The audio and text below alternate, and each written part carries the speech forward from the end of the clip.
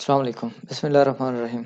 आज हम डिस्कस करेंगे इंडेक्स नंबर को फाइंड आउट करने के मुख्तलिफ जो मेथड्स हैं वो।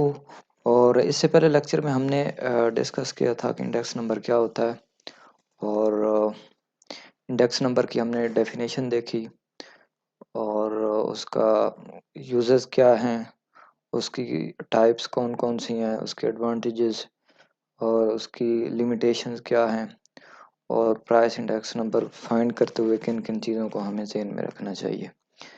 तो आज हम डिस्कस करेंगे कि इंडेक्स नंबर को फाइंड आउट करने के कौन कौन से मेथड है। इंडेक्स नंबर को बेसिकली मेथड को टू बेसिकली टाइप्स में डिवाइड किया जाता है। एक है सिंपल और अनवेटेड मेथड, और एक है वेटेड मेथड। वेटेड और अनवेटेड मेथड में हम सबसे पहले आ जाते हैं सिंपल मेथड, या इसको अनवेटेड मेथड जिसको कहते हैं। तो सिंपल अनवेटेड मेथड में आपके पास दो आगे फर्दर जो है टाइप्स आती हैं, सिंपल एग्रीगेट मेथड और simple price relative method. Simple aggregate method में हम ये करते हैं कि आप जो है करंट प्राइसेस जो हैं उनका आप सम लेते हैं और डिवाइड कर देते हैं बेस प्राइसेस पे 100 से मल्टीप्लाई करके, तो आपके पास जो सिंपल एग्रीगेट मेथड आ जाता है। सिंपल रिलेटिव में ये होता है कि आप पहले क्या करते हैं, करंट प्राइस को बेस प्राइस पे आप डिवाइड करते हैं और उसका फिर सम लेते हैं और देन डिवाइड एन पे करते हैं। तो एग्रीगेट और एवरेज ऑफ रिलेटिव में बेसिकली ये डिफरेंस है। नेक्स्ट इसकी एग्जांपल अगर आप हम देख सकते हैं कि इस फार्मूले को अगर हमने यूज़ करना है तो वो किस तरह से यूज़ करना है। मसलन हमारे पास ये डेटा है, ये प्राइस का डेटा है जो बेस ईयर की प्राइसेस हैं, और यहाँ पे मुख्तलिफ कमोडिटीज़ हैं। ये हमारे पास करंट ईयर का डेटा है। तो सबसे पहले हमने एग्रीगेट में ये करना है कि हम करंट प्राइस का यहाँ पे ये सम लिया और ये हमने बेस ईयर का सम लिया, इन दोनों को डिवाइड कर देंगे तो हमारे पास एग्रीगेट का आंसर निकल आएगा ये। और रिलेटिव के लिए हमें यहाँ पे फार्मूले में देख सकते हैं कि पी करंट को पहले बेस पे डिवाइड करना हमने, इसको इस पे डिवाइड करेंगे तो ये आंसर आएगा, इसको इसको इस पे डिवाइड करेंगे ये आंसर आया।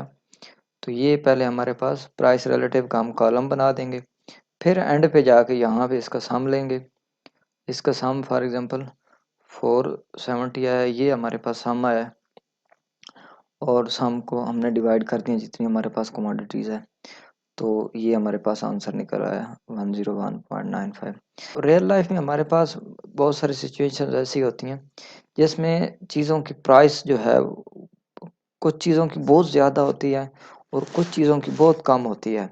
तो हमें फिर जिन चीज़ों की बहुत ज़्यादा प्राइस होती है, ये बहुत कम होती है, तो उनको हम कंसीडर करना पड़ता है, उनको हमने फार्मूलाज के अंदर किसी न किसी तरह से कंसीडर करना पड़ता है। मिसाल के तौर पर हम इंडेक्स नंबर फाइंड आउट कर रहे हैं जिसमें तीन क्वांटिटीज़ हैं, तीन क्वांटिटीज़ का हम इंडेक्स नंबर फाइंड कर रहे हैं।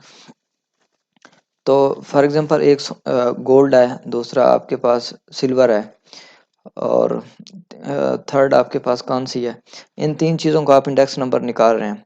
अब अगर गोल्ड की प्राइस बढ़ रही है और दूसरी दोनों चीज़ों की कम हो रही है, तो इंडेक्स नंबर आपको क्या है, क्योंकि गोल्ड की प्राइस दूसरों की निस्बत बहुत ज़्यादा होती है, तो इस वजह से वो इंडेक्स नंबर का जो आंसर निकलेगा वो आपको इंक्रीज में चेंज बताएगा। तो हालांकि बाकी दो तीन में से दो चीज़ें जिनकी वैल्यूज़ जो है वो कम हो रही है, लेकिन ओवरऑल इधर आपको इंडेक्स नंबर शो कर रहा है कि आपके पास इंडेक्स नंबर जो चेंज हो रहा है वो पॉजिटिव आ रहा है, हालांकि उधर तीन में से दो की चीज कीमतें कम हो रही थी। तो ये इस वजह से हुआ क्योंकि गोल्ड्स की प्राइसेस दूसरों की निस्बत बहुत ज़्यादा थी, और उसकी हमने वेटेज जो है वो फार्मूलाज के अंदर यूज़ नहीं की, जिसकी वजह से हमारे रिजल्ट मिसलीडिंग आ रहे हैं। तो इसके लिए हम क्या करते हैं, हम सिंपल इनके साथ सिर्फ वेट यूज़ कर सकते हैं, वेट यूज़ कर लेते हैं।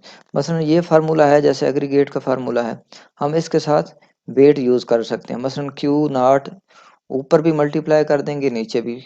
इसी तरह हम क्यू वन भी मल्टीप्लाई ऊपर भी कर सकते हैं, नीचे भी कर सकते हैं, जैसा कि यहाँ पे दिया हुआ है। मसलन यहाँ पे ये वही एग्रीगेट का फार्मूला है, लेकिन इसमें सिर्फ बेस ईयर की क्वांटिटी उसने साथ वेटेज के तौर पे यूज़ कर दिया, या हम करंट ईयर की क्वांटिटी भी वेटेज के तौर पे यूज़ कर सकते हैं। अगर हम करंट ईयर की क्वांटिटी वेटेज के तौर पे यूज़ करेंगे तो वो वासी का फार्मूला बन जाएगा, और अगर बेस ईयर की क्वांटिटी साथ ऐड करेंगे तो वो लेस्पियर का इंडेक्स नंबर बन जाएगा। अच्छा, इसी तरह एक और फार्मूला है फिशर का। फिशर ने क्या किया, फिशर ने इन दोनों का ज्योमेट्रिक मीन निकाल लिया, यानी ये मल्टीप्लाई बाय ये और उसका स्क्वायर रूट ले लिया जो इसका ज्योमेट्रिक मीन है। इसकी वजह ये थी कि ये फार्मूला जो है ये अपवर्ड बाइस आंसर देता है और ये आपको डाउनवर्ड बाइस जो है वो रिजल्ट देता है।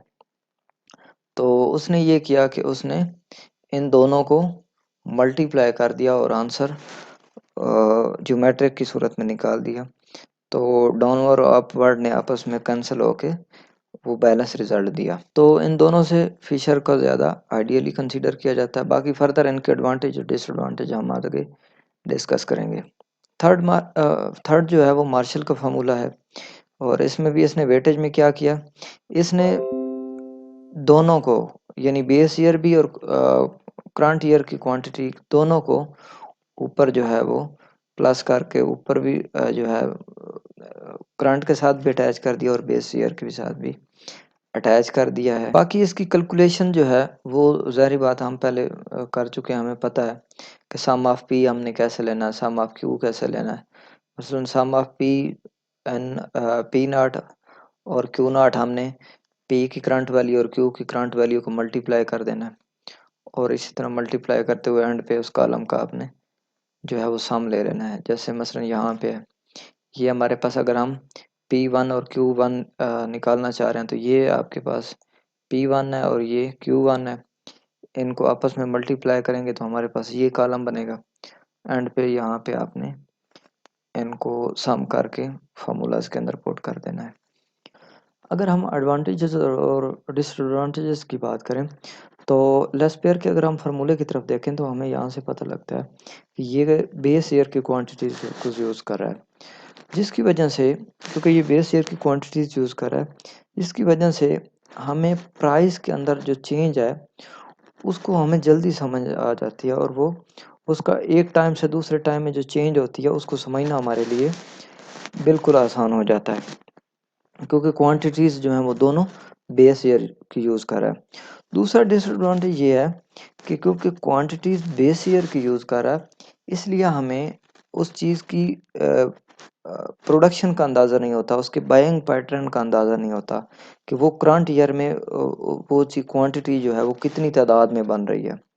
यहाँ पे करंट उसकी इंफॉर्मेशन नहीं है क्वांटिटी की, क्या वो करंट सिचुएशन में बहुत ज़्यादा बन रही है, बहुत कम फ़रोख्त हो रही है या कम सेल हो रही है, तो उसका बाइंग पैटर्न जो है वो लेस पेयर से हमें समझना मुश्किल हो जाता है। पास्ची में अगर हम देखें तो पास्ची में करंट ईयर की जो है वो क्वांटिटी मौजूद है, जिसकी वजह से हमें यह है कि उसके बाइंग पैटर्न समझना हमारे लिए उस क्वांटिटी का आसान हो जाता है।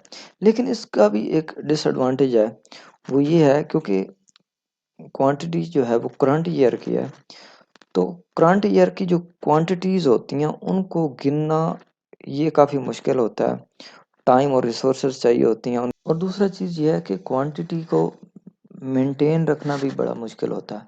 मिसाल के तौर पे एक चीज़ थी, एक फॉर एग्जांपल मोबाइल है, 10 साल आपने उसकी प्राइस 10 साल पहले उसकी आपने प्राइस जो है वो नोट की थी।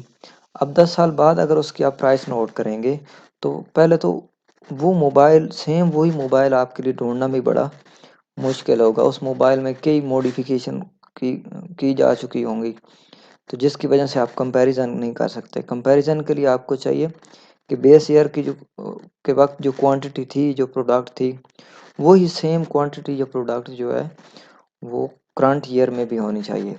लेकिन क्योंकि दिन ब दिन जो है वो फैक्ट्रीज़ जो हैं या कंपनीज़ जो हैं वो अपनी प्रोडक्ट में बेहतरी करती रहती हैं और उनको चेंज करती रहती हैं, जिसकी वजह से हमें करंट क्वांटिटीज़ को उसी सिचुएशन में जो है वो मिलना हमारे लिए मुश्किल होता है। दूसरा इनका डिसएडवांटेज ये है पॉस्ची और लेस्पेयर का कि ये जो टेस्ट हैं उनको सेटिस्फाई नहीं करती, ना टाइम रिवर्सल टेस्ट को ना फैक्टर को फैक्टर रिवर्सल टेस्ट को सेटिस्फाई करती हैं, लेकिन ये फीचर जो है वो उसको सेटिस्फाई करता है, लिहाजा फीचर बेस्ट इंडेक्स नंबर का मेथड जो है वो कंसीडर किया जाता है। तो ये था आज का हमारा लेक्चर, और इंशाल्लाह हम नेक्स्ट लेक्चर में जो टेस्ट हैं जिनमें टाइम रिवर्सल टेस्ट है, फैक्टर रिवर्सल टेस्ट है, और मुख्तलिफ़ किस्म के इंडेक्स नंबर को डिस्कस करेंगे, जिसमें CPI है, वो होल सेल इंडेक्स नंबर है, इन चीज़ों को डिस्कस करेंगे। तो आज के लिए इतना ही था,